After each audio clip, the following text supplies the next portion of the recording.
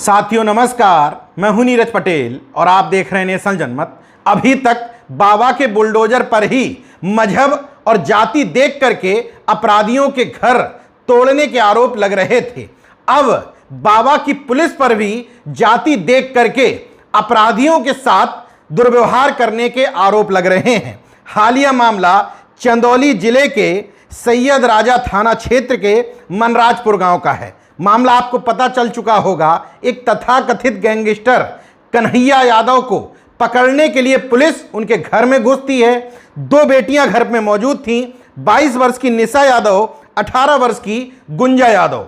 आरोप है गुंजा यादव का कि वो दोनों बहनें घर में अकेली थीं। पुलिस उनके घर में घुसी 30 से 40 की संख्या में।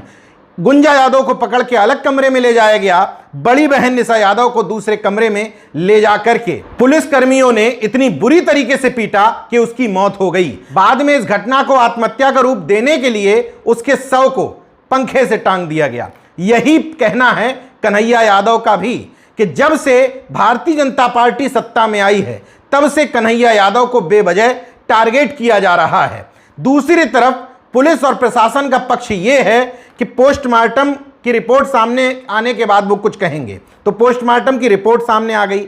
इसके बाद एसपी ने बताया कि गले में कुछ खरोंच के निशान हैं और बाएं जबड़े के नीचे कुछ चोट के निशान हैं, लेकिन पोस्टमार्टम रिपोर्ट में क्लियर नहीं हो पाया कि मौत का कारण क्या था। तो अब कह रहे हैं कि फॉरेंसिक रिपोर्ट सामने आने के बाद कुछ कहेंगे। हालांकि पुलिस का एक पक्ष यह भी है कि निशा यादव को मारा नहीं गया है, उसने खुद आत्महत्या की है। नेशनल जनमत जज की भूमिका में नहीं आना चाहता कि क्या हुआ है, चलने दीजिए जांच, लेकिन इस पहलू पर जरूर चर्चा करेगा कि अपराधियों के साथ एक जैसा बर्ताव क्यों नहीं। जिसको गैंगस्टर बताया जा रहा है, मीडिया रिपोर्ट्स जब आप देखते हैं तो दो आरोपों का जिक्र मिलता है, बिजली चोरी का और गुंडा एक्ट लगने का। खुद बता रहे हैं कन्हैया यादव कि 2020 के बाद से लगातार उनको प्रताड़ित करने की कोशिश की जा रही है। जिला बदर कर दिया गया ताकि वो चुनाव में बीजेपी का विरोध न कर सके। जब इस तरह के मामले सामने आते हैं तो तमाम सारे लोगों के दिमाग में जो फीडिंग कर दी गई है कि समाजवादी पार्टी की सरकार थी तो यादव थाना अध्यक्ष भी ऐसा किया करते थे। काफी हद तक सही बात है, बहुत सारे यादव थाना अध्यक्ष अपने घमंड में चूर थे, लेकिन इस बात से साबित नहीं किया जा सकता कि यादव थाना अध्यक्ष ऐसा करते थे तो अब ठाकुर थाना अध्यक्ष भी ऐसा ही करेंगे। यह आरोप मैं यूं ही नहीं लगा रहा हूं। किसी भी व्यक्ति के अंदर भ्रष्टाचार करने की ताकत तब आती है जब उसके अंदर यह घमंड होता है कि ऊपर बैठा हुआ कोई व्यक्ति मुझे बचा लेगा। अगर मेरी बात में सच्चाई नहीं है तो क्या वजह है कि चंदौली के एक थाने के अंदर बीजेपी का एक अदना सा कार्यकर्ता यादव समाज से आने वाले थाना अध्यक्ष पर ठपकी मारते हुए कहता है, यादव जी, ए यादव जी, फाड़ देव तोहार। देख लो जरा।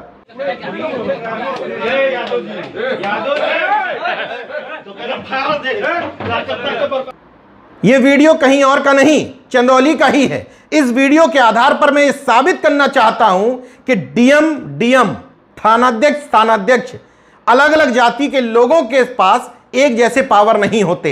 मसलन अगर जिलाधिकारी ओबीसी या एससी वर्ग से है तो उसकी हनक ठाकुर या ब्राह्मण डीएम के जैसी नहीं होगी। यही हाल थानाध्यक्ष में भी है। तो ये जो थानाध्यक्ष हैं वो 40 लोगों के साथ पुरुष की मौजूदगी के बिना उस घर में घुसने का दुस्साहस इसलिए कर लेते हैं, और अगर वास्तव में उसने लड़की को पीटा है और उसकी हत्या की है जैसा कि परिवार का आरोप है। बहरहाल बेटी गई है तो पीड़ित पक्ष का समर्थन सभी करते हैं, तो पीड़ित पक्ष के बयान के आधार पर यह माना जाना चाहिए फिलहाल कि उस थाना अध्यक्ष की मौजूदगी में बेटी को पीटा गया। तो यह दुस्साहस की ताकत इसी नाम की वजह से आती है। इस पूरे एपिसोड में नेशनल जनमत का कहना सिर्फ यह है कि गैंगस्टर, बाहुबली, माफिया, इन सब की परिभाषा सरकारें अपने हिसाब से डिसाइड करती है। अगर ऐसा नहीं है तो मुझे बताइए कि धनंजय सिंह पर लगातार फरार होने के आरोप लगते रहे। विपक्ष के तमाम सारे नेता धनंजय सिंह की क्रिकेट खेलते हुए फोटो वायरल करते रहे, अपने खुद के चुनाव के लिए प्रचार करने की फोटो सामने आती रही। इसके बावजूद पुलिस कहती रही कि अगर हमारे सामने मामला आता है तो हम देखेंगे। बाद में धनंजय सिंह घमंड के साथ सामने आते हैं और कहते हैं मैं कभी फरार था ही नहीं। उस फरारी की कंडीशन में धनंजय सिंह अपनी पत्नी को जिला पंचायत अध्यक्ष बनवा लेते हैं। विनीत सिंह, जिनको पूर्वांचल में माफिया का टैग दिया जाता है, वो भारतीय जनता पार्टी से एमएलसी बन जाते हैं। ब्रजेश सिंह, जिसको मुख्तार अंसारी के बराबर का माफिया माना जाता है, मुख्तार अंसारी पर धड़ाधड़ कार्रवाइयां होती हैं। ब्रजेश सिंह जेल से भी अपनी पत्नी को चुनाव जिता ले जाता है। भारतीय जनता पार्टी के प्रत्याशी कहते हैं कि मुझे बलि का बकरा बनाया गया था और एक माफिया के सामने लड़ने के लिए भेज दिया, पार्टी ने मेरी कोई मदद नहीं की।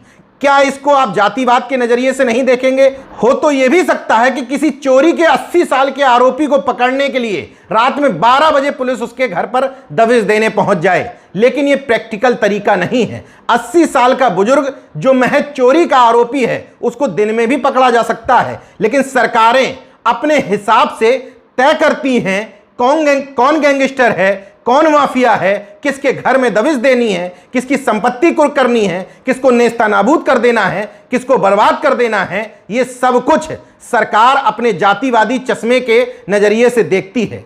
तस्वीरों में जो कन्हैया यादव का घर दिख रहा है उससे साफ है कि कन्हैया यादव अन्य माफियाओं की तरह महलों में नहीं रहता है। कन्हैया यादव स्पष्ट कह रहा है कि 2020 के बाद से उसको बर्बाद करने के लिए प्रशासन काम कर रहा है। छोटी सी दुकान थी उसको भी बर्बाद कर दिया, घर के अंदर सीमेंट रखी थी उसको निकाल करके बाहर फेंक दिया। तमाम मामले दर्ज कर लिए गए। इस घटना के इस दबिश देने से 1-2 दिन पहले ही कन्हैया यादव के लड़के विजय यादव को पकड़ करके पुलिस ले गई थी। शांति भंग के तहत चालान करके उसको भी जेल भेज दिया गया था। इसी तरह का मामला प्रतापगढ़ के ब्लॉक प्रमुख सभापति यादव के साथ भी घटित हुआ था।